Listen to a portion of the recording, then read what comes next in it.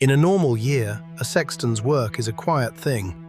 A grave dug now and then, a bell rung for the dead, a churchyard swept, and the grass kept short, and the stones kept straight.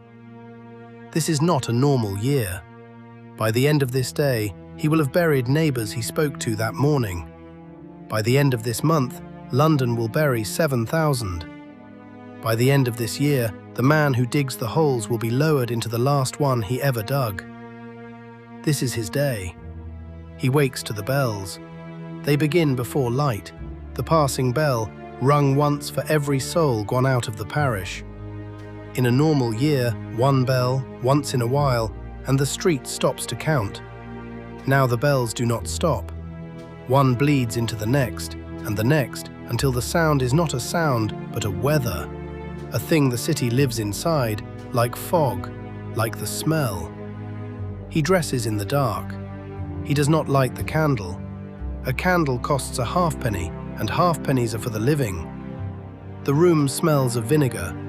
He has begun to wash in it, on the advice of the physicians who believe the plague travels on the air and that sharpness drives it off. He believes this the way a drowning man believes a rope. He pulls on the black coat. It is threadbare at the elbows. It smells of the churchyard, of turned earth and old wool, and the faint sweetness that rises from the ground in August. No breakfast. The baker is dead. At the church door, the broadside is nailed, the weekly bill, printed on cheap paper and damp already. 6,102, it says. Dead in the city in a single week. He reads it the way a man reads a tide table, not for the number, but for the direction. Up. Always up. The bill does not simply list the dead, it lists the ways. Griping in the guts, spotted fever, consumption, grief, and one word that has swallowed all the others until it stands alone at the top of the column in a darker ink. Plague. He runs his thumb down the page, looking for names. The parish is small.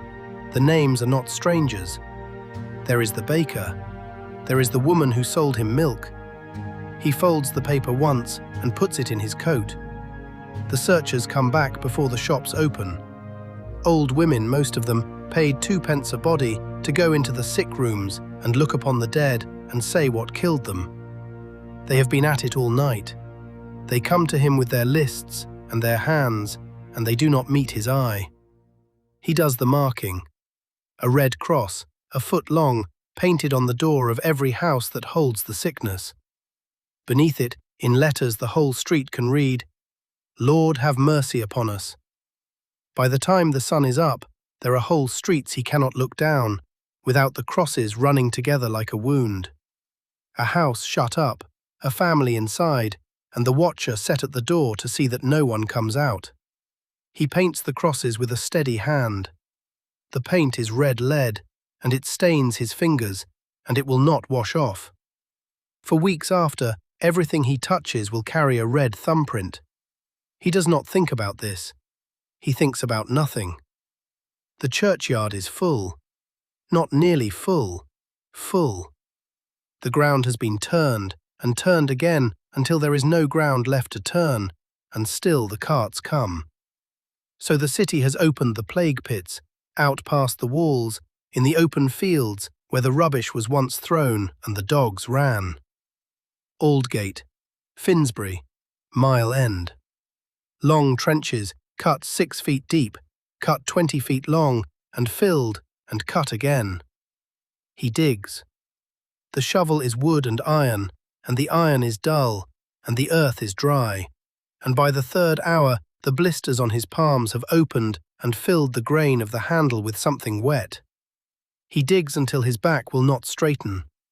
He digs until the trench is deep enough to stand in. He will do this again tomorrow. He will do this again the day after. No tool but a shovel. No wage but what the parish will part with. No end but the next cart. The cart comes at noon. A man walks before it, swinging a bell, and the cry goes out along the street, the sound that will define the summer of this city. Bring out your dead. The dead come down from the upper windows, wrapped in their own bedsheets, lowered on ropes because the stairways are too narrow and the neighbours will not touch them. The cart is open. The bodies are laid in it like cordwood and covered with a cloth that is never quite large enough, and always a foot or a hand shows at the edge, and the bellman does not look. He helps to lift them. This is the hour that breaks him, though he does not show it, because by noon the bodies have stiffened. The baker, who gave him a loaf when the flour was short. The woman who sold him milk, who had a child, who is not on the bill he folded this morning, but who is here now, in the cart, and the child is not. He knows how a body weighs when it is stiff. He knows how to lift it so the arms do not catch on the side of the cart. This is a thing no man should know, and he knows it, and he does it without thinking. The bellman rings the bell softly at first, then louder, so the living will know to look away. In the heat of the afternoon, he checks himself. He does it in the vestry, alone, with the door barred, the way a man counts money he does not want anyone to see. He strips to the waist. The light through the high window is grey and hot. He looks for the tokens, the swellings in the armpit, in the groin, that the searchers say come first. He presses his fingers into the soft places. He holds his breath. Every itch is death. Every ache is the beginning. He has watched it 100 times now, the sudden fever, the vomiting, the black marks like bruises blooming under the skin, and the end, always fast, always the same. He finds nothing. He does not feel relief. Relief is for men who believe it is over. He knows it is never over. He will check again tonight. He will check again tomorrow. He dresses. He opens the door. The bells have not stopped. They bury at night, by law. Not for dignity, for quiet. The city fathers believe the sight of open graves in daylight will panic the living, and the living are already far enough gone. So he is in the pit as the light fails, standing in the trench up to his waist, and the dead are lowered down to him in the dark. He buries people he spoke to that morning. The lime goes in first, a white dust that burns the throat and makes the eyes run, and then the earth, and then more lime, because the pits are never deep enough, and the smell rises through the soil like a thing that wants out. There is no service, there is no bell, there are no names spoken over the dead in the plague pits. The dead go in as they came out. One more body in the last trench, and the earth pulled over. He does not pray. He has no prayer left for this. He digs. The city is quiet now. This is the part no one remembers. London, in the summer of 1665, has stopped. The great roar of it, the carts and the hawkers and the 1,000 shops, has gone still. The rich have fled to the country. The poor are shut up behind their red crosses. The streets are empty except for the dead carts and the dogs. The dogs howl all night now. Nobody comes to feed them, and their owners are dead, and so they howl.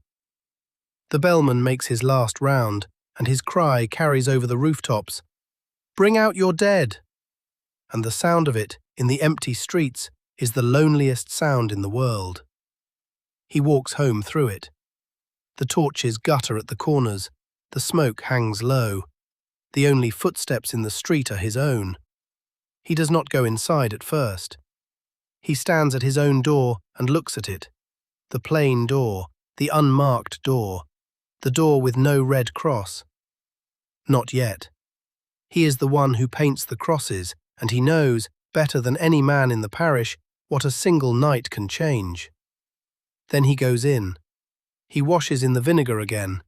He eats a little bread, stale, dipped in water, because there is no one left to bake it and no one left to buy it from. He checks himself once more, in the dark, by touch, and finds nothing, and tells himself nothing. He sleeps in his clothes. He has not taken them off in weeks. It is easier, he tells himself, to be ready. But that is not why. The candle gutters out. He sleeps. He survives this day. He survives the next, and the next, and the month, and into the autumn, when the cold comes and the fleas go quiet and the bells finally stop. He is one of the last ones standing, which is the cruelest thing of all, because by the time the plague has taken everyone else, there is no one left to dig the grave of the man who digs the graves. When his own time comes, and it comes, as it comes for everyone in this city, he is lowered into the last trench by hands that learned the work from his. No bell, no name, no cross. One more body in the last hole he ever dug. The lamp burns low. He sleeps.